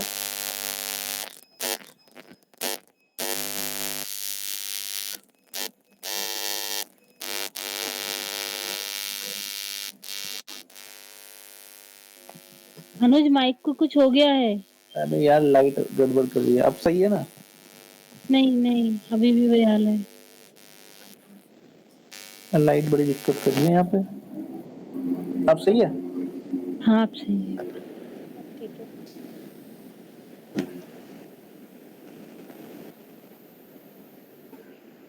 हाँ, तो इसमें हुआ क्या है, ये मास्टर के पॉइंट ऑफ व्यू से है। अब मान लो कि स्लेव ने तो यहाँ पे भेजा होगा ये सिग्नल, है ना, बस मास्टर को थोड़ा बहुत टाइम लगा के बाद में मिला यहाँ पे, है ना। ऐसी स्लेव ने डेटा यहाँ पे भेजा होगा इस वाले में, और मास्टर को यहाँ पे मिला है, तो उसको दिखाया नहीं गया यहाँ पे, है ना। ये मास्टर के पॉइंट ऑफ व्यू से। अब उधर से क्या आया है कि ये एक स्लेव रेडी सिग्नल्स अलग से आया है। पहले जो हमारी प्रॉब्लम थी उसमें क्या था कि वो उधर से डेटा भेज दिया है, अब इसको तो पता ही है भाई इसको डेटा आना ही आना है, बट उधर से पता नहीं आया कि नहीं आया, है ना, कुछ मिस हैपनिंग भी हो सकती है। तो उसके साथ साथ स्लेव जो है एक अपना सिग्नल भी भेजता है डेटा के साथ साथ कि स्लेव यहाँ से कुछ डेटा आ गया है, जिससे मास्टर को पता लग जाता है कि भाई यहाँ पे कुछ डेटा आ गया है हमारा, और मैं अब उसको इस क्लॉक साइकिल पे मुझे उठा लेना चाहिए।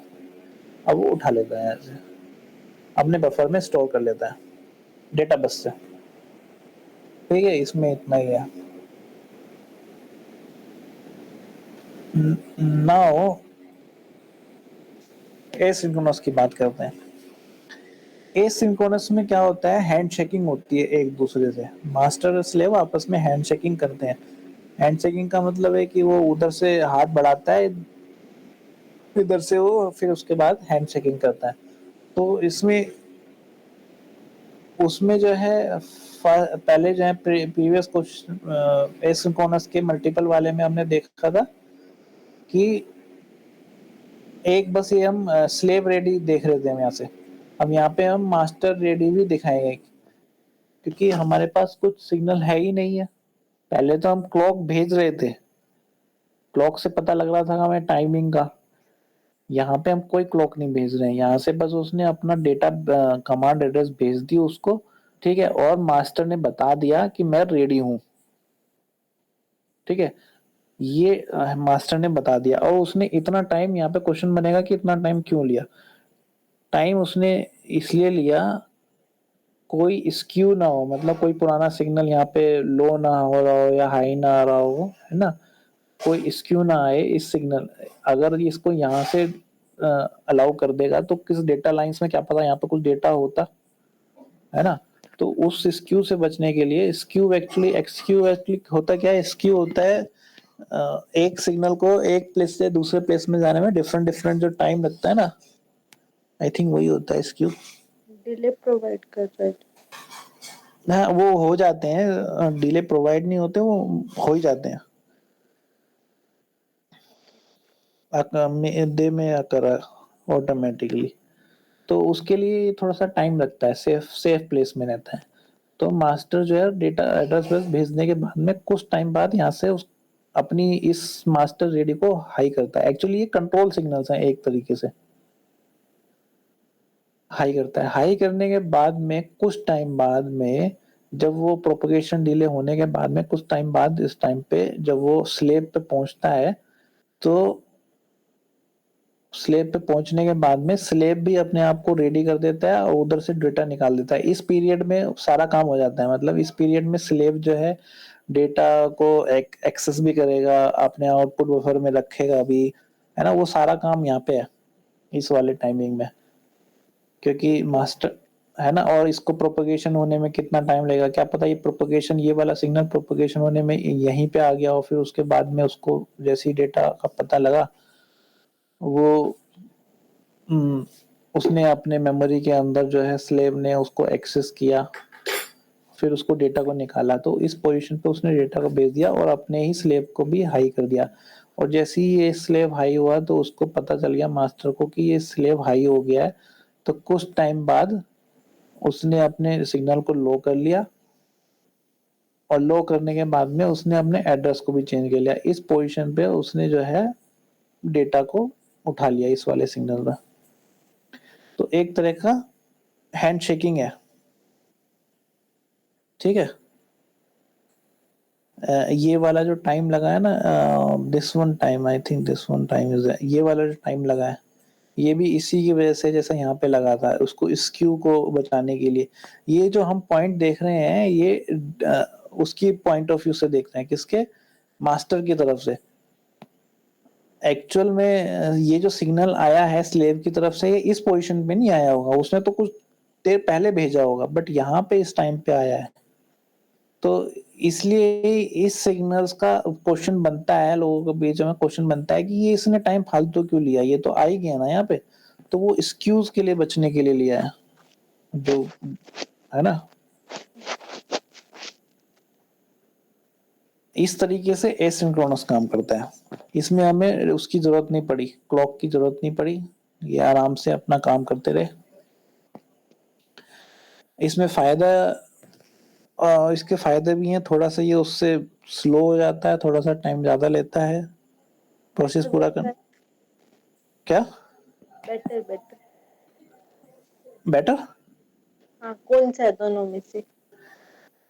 आजकल जो है सिंक्रोनस ज्यादा यूज किया जाता है, मगर ये भी बेटर है। इसमें कुछ ज्यादा कुछ खास लिखा नहीं है इनके बारे में। बेटर कौन सा है मैं देखता हूँ एक बार, बेटर के बारे में कुछ लिखा है क्या? कुछ खास लिखा नहीं है बेटर कौन सा है, बस इतना लिखा था कि आजकल हम सिंक्रोनस ज्यादा यूज करने लगे हैं। अब वो क्योंकि फास्ट भी है, फास्ट जो डिवाइसेस होते हैं उसमें सिंक्रोनस यूज करते हैं।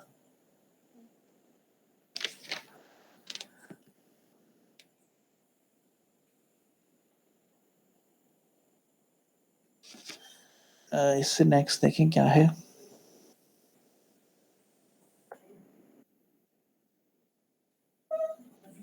वो खत्म हो गई बस।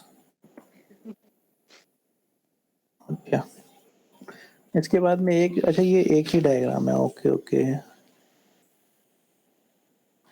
अच्छा इनपुट आउटपुट का भी एक डायग्राम दिया हुआ है, वो भी कुछ ऐसा ही है, कुछ खास नहीं है। ठीक है, ये हमारा बसेस खत्म हो जाती है, और जो इसके बाद में बस हमारे फिर दो टॉपिक बचते हैं। एक बचता है इंटरफेस सर्किट का और दूसरा बचता है यूएसबी का। पाइपलाइन और कैश मेमोरी किसने ली है? पाइपलाइन और कैश मेमोरी है उसके अपूर्वा के पास में। मेरे 2 चैप्टर खत्म होने के बाद में उसका नंबर आएगा, बीच में भी पढ़ा सकती है वो अर्थमेटिक का तो।